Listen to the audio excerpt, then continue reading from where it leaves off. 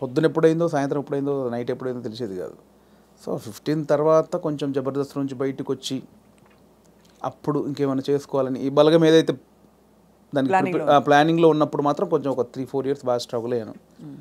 So కానీ ఎలాగా అంటే మీరు చెప్పారు కదా, అంటే మీరు మట్టిలోంచి పుట్టిన కుటుంబం మీది, మరి మీరు పొట్టకూటి కోసం అయినా పనిచేయక తప్పదు. అవును. మరి ఒకవైపు ప్లానింగ్, ఇంకోవైపు యాక్టింగ్ ఆపర్చునిటీస్ వదులుకోవాలి. అప్పుడు మీకు సంఘర్షణ వచ్చిందా? అయ్యో చాలా అండి. అదే అంటే యాక్చువల్లీ నేను 2013లో జబర్దస్త్ స్టార్ట్ అయింది. అప్పుడు పీక్స్ నేను యాక్టింగ్లో, స్టేజ్ షోలని, యాక్టింగ్ అని చాలా పీక్స్. ఆ జబర్దస్త్కి వెళ్ళిన తర్వాత మేము ఎక్స్పెక్ట్ చేయలే. మాది స్టార్టింగ్ స్టేజ్, మాది స్టార్టింగ్ టీం, మాది ఎక్స్పెక్ట్ చేయలేదు. యాక్చువల్గా జస్ట్ ఒక 13 days, ఒక 4 రోజులు ఇవ్వండి చాలు అని తిరిగేవాళ్ళు, మా వెనకాల తిరిగేవాళ్ళు. సో ధనరాజు, మా చంద్ర అప్పుడు కొత్తవాడు, ఇంక వాడు రాలా అసలు. ధనరాజు నన్ను పక్కగా పట్టుకున్నారన్నమాట వాళ్ళు. అంటే మేము ఇద్దరే అంతకుముందు స్కిట్లు చేసాం, స్మోక్ టీవీ అని అవన్నీ చేసాం. సో వీళ్ళని పట్టుకోవాలని చాలా పట్టుకున్నారు. నేను కన్విన్స్ అవ్వాల, ఎందుకంటే సినిమా నేను అప్పట్లో కొంచెం టీవీ అంటే టీవీకి వెళ్తే సినిమాకి రాలేరేమో అనేది ఉంది. ఇప్పుడు లేదు. ఇప్పుడు స్క్రీన్ అనేది ఉన్నది తప్ప big screen, small screen, phone screen లేదు. ఇప్పుడు స్క్రీన్ అంతే. అప్పుడు ఆ వేరియేషన్స్ ఉన్నాయి.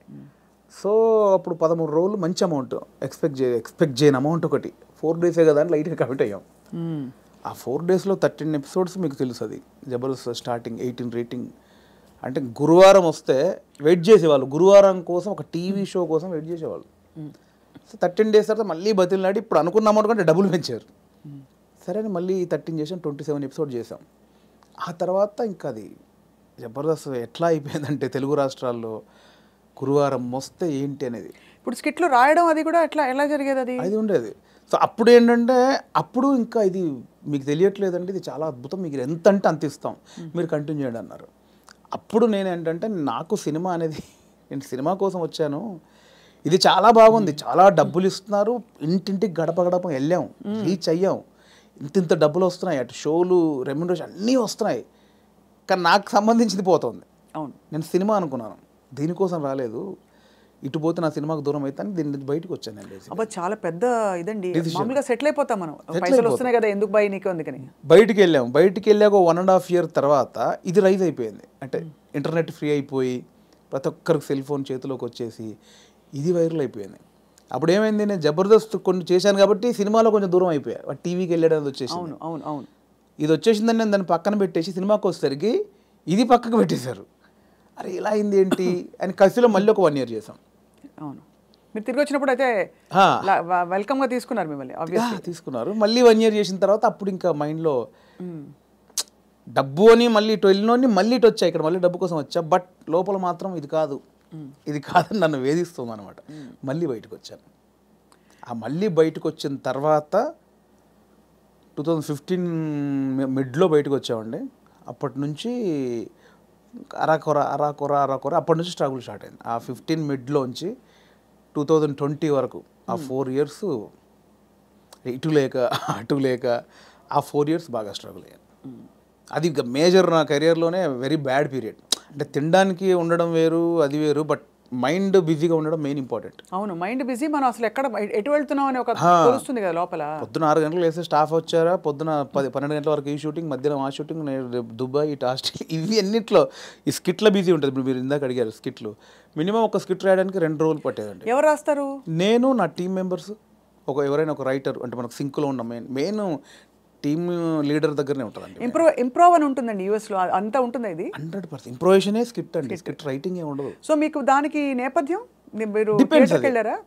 థియేటర్ ఏం లేదండి, నాకు థియేటర్ ఎక్స్పీరియన్స్ లేదు, జస్ట్ మీరు చూసి నేర్చుకున్నారు అంతే. అంతే. ఎందుకంటే మనం కూర్చున్నామండి, ఇప్పుడు పాయింట్ ఎట్లా వస్తే మనం కూర్చున్నాము, లేట్ అవుతుంది, ఈ లేట్ అయిన గ్యాప్లో ఏం చేద్దాం అని ఒక థాట్, ఏం చేయొచ్చు అని కూర్చొని మాట్లాడుకోవడం. అలా మాట్లాడుకుంటే ఏదో జోకులు వస్తూ ఉంటాయి. ఓ బంచ్ ఆఫ్ జోక్స్ వచ్చాక అసలు దీనికి ఏంటి కంటెంట్ ఏంటి, కథ ఏంటి, ఓ ఇలా వచ్చాడు, మిడ్లో గొడవ జరిగింది, లాస్ట్లో ఆ గొడవ పడి సారీ చెప్పాడు, ఓ స్టార్ట్, ఓ మిడ్, ఎండ్, ఏం చేయొచ్చు దీనికి, అలా కూర్చొని స్కిట్ రాయడమే. అలా టీం అంతా రాయడం, ఆలోచన ఎక్కడైనా పాయింట్ వస్తుంటుంది. అది టైమింగ్ ఎడిటింగ్లో అసలు, అంటే మా టైంలో అయితే ఎడిటింగ్ సెన్స్ లేకుండానే దింపేసేవాళ్ళం అండి. ఇప్పుడు ఎలా ఉందో నాకు తెలియదు. నా ధనరాజు కానీ, నేను కానీ, అప్పుడు రాఘవ్ గారు కానీ, చంద్ర కానీ, అంటే అప్పుడు ఇప్పుడంటే పాపం వాళ్ళు జబర్దస్త్ వాళ్ళకి ఇప్పుడు వాళ్ళకి ఏమైందంటే కొన్ని 1000 points టచ్ చేశారండి. అవును, ఎన్ని స్కిట్లు అయి ఉంటాయి, కొన్ని 1000 స్కిట్లు అయి ఉంటాయి, 1000 points టచ్ చేశారు. ఇంకేం చేయాలో అర్థం కాక వాళ్ళకి. అవును, అప్పుడు మేము కొత్త కాబట్టి మాకు అన్ని కొత్తయే. ఆల్ పాయింట్స్ ఇప్పుడు అత్తా కోడళ్ళు ఓ 100 పాయింట్లు ఉంటాయి. అప్పుడు మాకు అవన్నీ కొత్త. ఇప్పుడు అత్తా కోడలు చేయమంటే ఏది చేసినా కూడా ఆల్రెడీ చేసినట్టే ఉంటుంది. సో అట్లా మాకు చాలా పాయింట్స్ దొరికేవి. ఇప్పుడు చంద్ర మొత్తం ఫ్యామిలీస్ మీదకి వెళ్ళిపోయేవాడు, నేను అన్నీ కొంచెం టిపికల్గా ఉండాలి, అది నేను ఈ కొంచెం కొత్తగా ఏదో చేసేవాడిని, ధనరాజ్ ఇంకో, అట్లా ఎవరి కేటగిరీ వాళ్ళకు ఉండేది. సో అప్పుడు పోటాపోటీ బాగా చేసాము.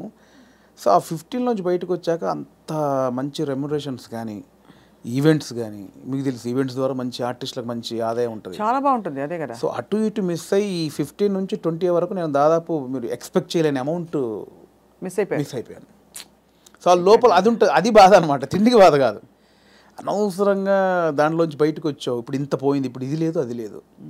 ఇప్పుడు మన బతుకులకి నువ్వు వచ్చిన నేపథ్యానికి అది చాలా పెద్ద అమౌంట్. దాన్ని మిస్ అయిపోయామే, తప్పు చేసామా ఒప్పు చేసామా, అనవసరంగా సినిమాని ఓ పెద్ద బిల్డప్ ఇచ్చుకొని బయటకు వచ్చావు, ఇక్కడ ఇది లేదు, అక్కడ అంతా సాలిడ్ అమౌంట్ మిస్ అయిపోయి ఏంట్రా తప్పు చేసామనే గిల్ట్ ఒకటి ఉంటుంది చూసారా, ఆ గిల్ట్ ఎక్కువ పోయినా అనమాట. అవును, లక్షల సంపాదన వదులుకోవడం అంటే ఈజీ విషయం కాదు. అండ్ ఇప్పుడు పొద్దున్న లేవగానే ఇంకొకటి అండి, ఒక బిజీ పర్సన్ మీరు ఉన్నారు స్వప్న గారు అంటే, మీరు ఇంకా మిమ్మల్ని కట్టేసినా కూడా మీరు ఆగలేరు, ఎందుకంటే మనకి అంత ఉంది, అంత పని చేసేవాళ్ళు పొద్దున్న లేవగానే మనం ఏం పని లేదంటే ఎలా ఉంటుంది. అదే బిగ్గెస్ట్ కామెడీ స్కిట్లా ఉంటుంది అంతే, అది దానంత నరకం ఉండదు. పొద్దున్న లేవగానే ఆ స్కిట్ షూటింగ్ అట్ట ఇట్ట మైండ్ అలా పెట్టే మైండ్కి ఏమీ లేదంటే అది దానంత నరకం ఇంకోటి ఉండదు. అలా ఒక 3 సంవత్సరాలు ఫేస్ చేసిన తర్వాత ఆ ఫ్రస్ట్రేషన్లోంచి వచ్చిన ఐడియానే బలగం. అంటే ఇన్ని రాసాము, నేను చాలా సినిమాలకు అంటే చాలా సినిమాలు కాదండి, నా ఫ్రెండ్స్ డైరెక్ట్ చేస్తా ఉంటే వాళ్ళకు నేను సబ్జెక్ట్లో కూర్చునేవాడిని, కామెడీ ట్రాక్స్ రాసి ఇచ్చేవాడిని. అండ్ సినిమాలో మేము కామెడీ సినిమా షూటింగ్ చేస్తూ ఉంటే ఏదైనా మనం ఇంప్రూవ్ చేసిన పంచ్ ఉంటుంది, అది స్క్రీన్లో చూస్తే పేలింది అంటే నాకు ఆలోచించే ఉంది. ఇప్పుడు స్కిట్లు నేను ఆల్మోస్ట్ ఒక 100 స్కిట్లు రాసా, వర్కౌట్ అయినా చాలా, అంటే నా ఆలోచన నుంచి పుట్టినాయి కదా. సో నాకు నేను ఎందుకు చేసుకోకూడదు అంటే, ఇప్పుడు ఒక అవకాశం ఒకరు ఇస్తారు, డెఫినెట్లీ అందరు ఇస్తేనే ఇక్కడ దాకా వచ్చాను. బట్ ఇప్పుడు ఇంత మనకు ఒక నాలెడ్జ్ వచ్చిన తర్వాత కూడా వెయిట్ చేయడం ఎందుకు అనేది ఆ 3 సంవత్సరాలు వచ్చిన ఇది. అక్కడ సరే నేనే హీరోగా చేసుకుందాం, నేనే రాసుకుందాం, నాకు ఒక కథ రాసుకుందాం, నన్నే ఇలా ప్రజెంట్ చేసుకుంటే దాన్ని చూసి వేషాలు వస్తాయి మళ్ళీ అనే దాంట్లో నేనే ఒక పాయింట్ అనుకుందామని స్టార్ట్ చేసిన జర్నీ. ఒక 3-4 పాయింట్లు అనుకొని అవన్నీ రెగ్యులర్గా ఉన్నాయి.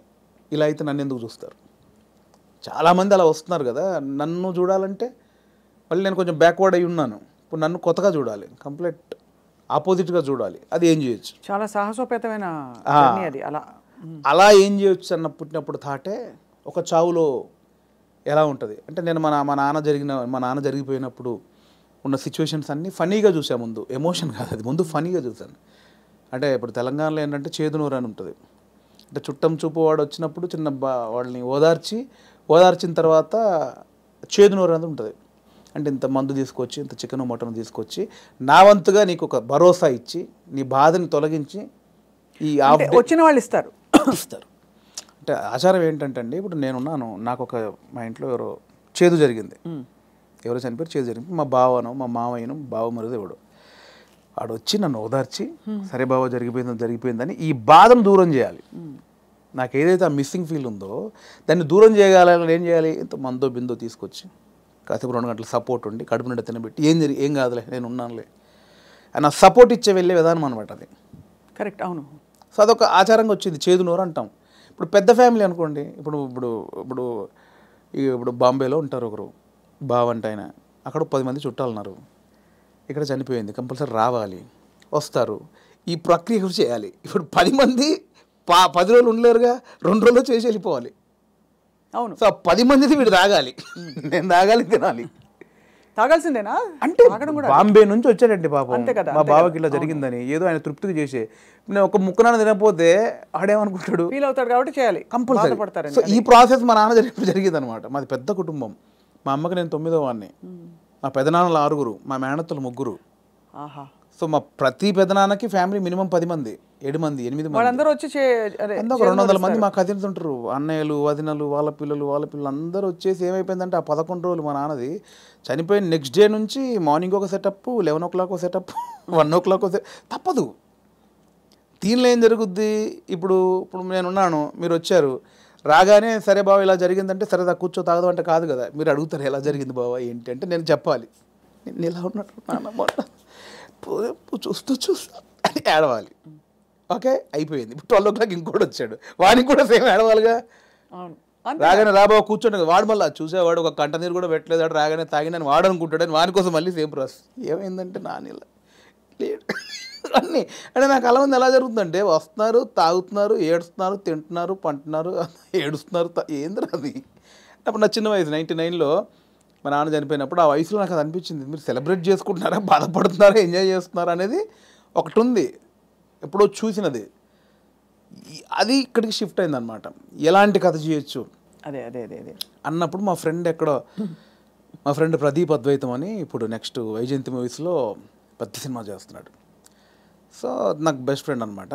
సో తనే ఏంటంటే ఒకసారి 10 days కనిపించలా, మళ్ళీ వస్తే డార్లింగ్ ఎక్కడికి వెళ్ళామంటే ఇట్లా మా పెద్దనాన్న చనిపోయాడు రా, గమ్మతుంటుంది మన తెలంగాణలోని, మా తాగుడు గోల ఇలా ఏడుపు అని అన్నాడు.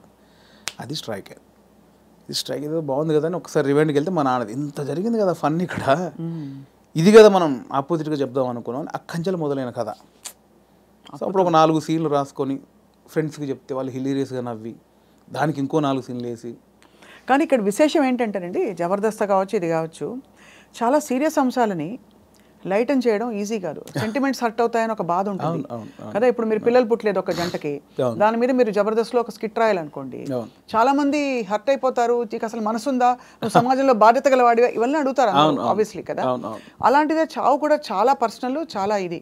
కానీ ఇందులో మీరు ఒక విధమైన హ్యూమరు, లైఫ్లోని చాలా సటిల్గా జరిగిపోయే ఇవన్నీ తీసుకొచ్చారు చూడండి. అది దాన్ని కూడా మన పెద్దవాళ్ళు చెప్పిన నిదర్శనాలు అండి నిజంగా. అంటే ప్రతి విషయంలో మీకు సీరియస్నెస్ ఉంటుంది, కామెడీ ఉంటుంది. ప్రతి ఇన్సిడెంట్లో మీరు కామెడీ, ఇప్పుడు ఇది సీరియస్ అనుకోండి ఒక చావు అనేది, ఎగ్జాక్ట్ లేకపోతే ఒక కామెడీదే తీసుకుందాం, కానీ దానిలో కూడా సీరియస్ ఉంటుంది. ఇది చావు అనేది సీరియస్ అనుకోండి, దానిలో మనం కామెడీ చెప్పాను నేను, కానీ ప్రాపర్గా ఒక కామెడీ ఎపిసోడ్ ఉందనుకోండి, దాంట్లో సీరియస్ కూడా ఉంటుంది. మనం చూసే దృష్టికోణమే. నాకు ఒకసారి ఏమైందంటే అవునన్నా కాదన్నా అనే సినిమాకి మేము ట్రిప్కి వెళ్ళామన్నమాట. సో తేజ గారు, ఉదయ్ కిరణ్ గారు, సుమన్ శెట్టి, నేను, ధర్మవరం సుబ్రహ్మణ్యం గారు. ఆయన ఒక చోట ఒక మాట అన్నాడండి ఒక ఇంటర్వ్యూలో. ప్రెస్ వాళ్ళు అడిగారు, అదండి అందులో కొంచెం బూత్ ఉందండి, శృంగారం ఎక్కువ ఉందండి అంటే, ఆయన ఒక మాట, ఏ సందర్భమో నాకు తెలియదు, ఒక మాట నన్ను పడిపోయింది. ఏమైనా ఇప్పుడు ఎయిడ్స్ మీద సినిమా చూస్తున్నప్పుడు, ఎయిడ్స్ మీద అవగాహన కల్పించడానికి ఒక సినిమా చేస్తున్నప్పుడు ముందు శృంగారం చూపించాలి. వాడు ఎలా అడిక్ట్ అయ్యాడు శృంగారానికి, కొంచెం బ్యాడ్ రూట్ ఎలా పట్టాడంటే అవన్నీ చూపించాలి. కొంచెం ఆ రొమాంటిక్ అప్పీల్ చూపించినప్పుడే ఇది చెప్తావు, అది చూపించకుండా ఇది చెప్తే ఎవడు చూడ్డాయి అన్నాడు. కరెక్ట్, అంతే, అది నిజమే.